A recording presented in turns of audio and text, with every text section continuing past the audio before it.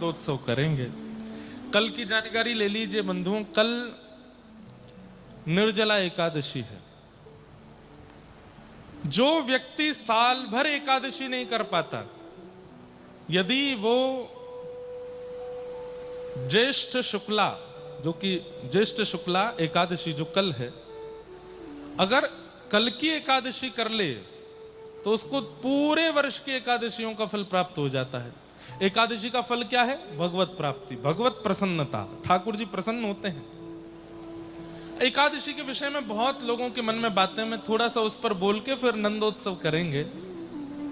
एकादशी क्यों की जाती है? पहली बात,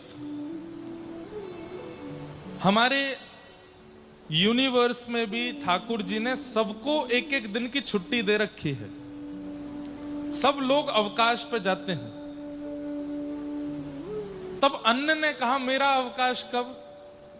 तब ठाकुर जी ने एकादशी का दिन अन्न को अवकाश के लिए दिया है।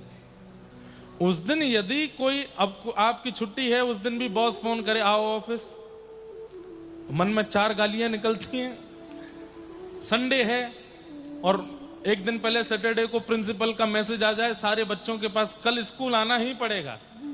बच्चे क्या कहते हैं? हमारी प्रिंसिपल बड़ी वो है, ताड़का है पूरी। बताओ, संडे को भी बुला रही है स्कूल में, कौन जाता है? छुट्टी पर, अवकाश पर किसी को भी कार्य करना प्रिय नहीं होता। ये एक सामान्य भाषा में समझा रहा हूं ताकि आपको समझ में आवे। इसकी वैदिक भाषा भी है। तो एकादशी के दिन अन्न का अवकाश होता है। उस दिन अन्न नहीं पाना चाहिए। आप कहें अगर खा लें तो क्या होगा? अब दूसरी बात सुनो। पाप ने भगवान से प्रार्थना की कि नाथ, मैं सहजता में तो किसी को प्राप्त होऊंगा नहीं, कोई गलत करेगा तो ही मैं उसको लगूंगा, और इस कारण से मेरा प्रचलन तो बहुत सूक्ष्म हो जाएगा। जबकि कलिकाल में बहुत प्रचंड है पाप। लेकिन फिर भी ठाकुर जी से प्रार्थना की तो ठाकुर जी थोड़े दयावान तो हो गए। बोले कोई बात नहीं, पाप तुमको भी हम एक सहजता दे देते हैं। बोले क्या? एकादशी के दिन जो अन्न सेवन करेगा उसको तुम सहज लग जाया करोगे, इसलिए एकादशी के दिन अन्न नहीं खाते। अन्न में पाप का निवास होता है उस दिन। इसलिए अतिवृद्ध, रोगी, गर्भवती माताएं और छोटे बालक, इनको अधिकार है, ये पा सकते हैं। बाकी आप स्वस्थ हैं, बिल्कुल ठीक हैं, उचित स्वरूप स्वभाव में हैं, तो उस दिन आपको केवल फल आहार करना चाहिए।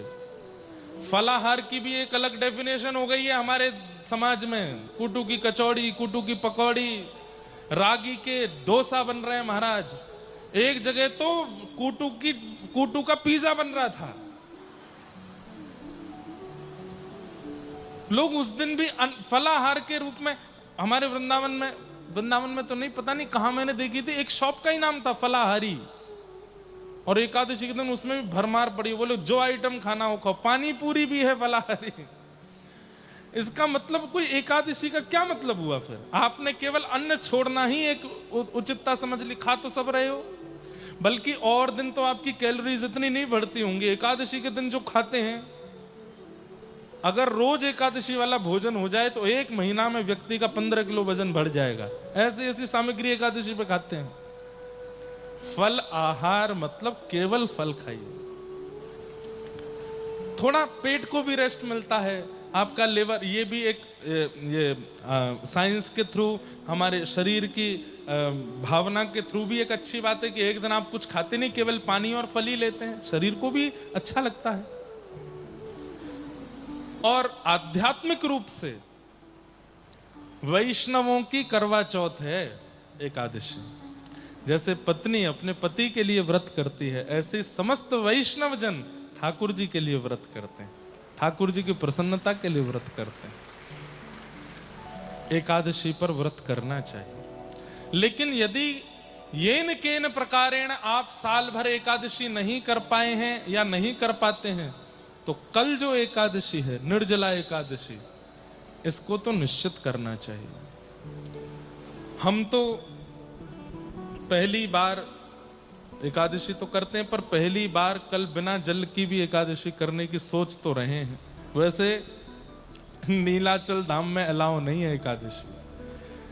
अच्छा, इसके पीछे भी कारण है। लोग बाग कहते हैं पीछे एकादशी उल्टी टंगी है, एकादशी ऐसी, ये सब बातें बोलते हैं लोग बाग, लेकिन मूल बात सुनिए कि जगन्नाथपुरी में एकादशी क्यों नहीं होती। हम निर्जला एकादशी की बात कर रहे हैं, पानी यहां तो पिया जा रहा है चकाचक। नेक्स्ट सुनो तो कथा सुनो। श्री जगन्नाथपुरी में एकादशी क्यों नहीं करते,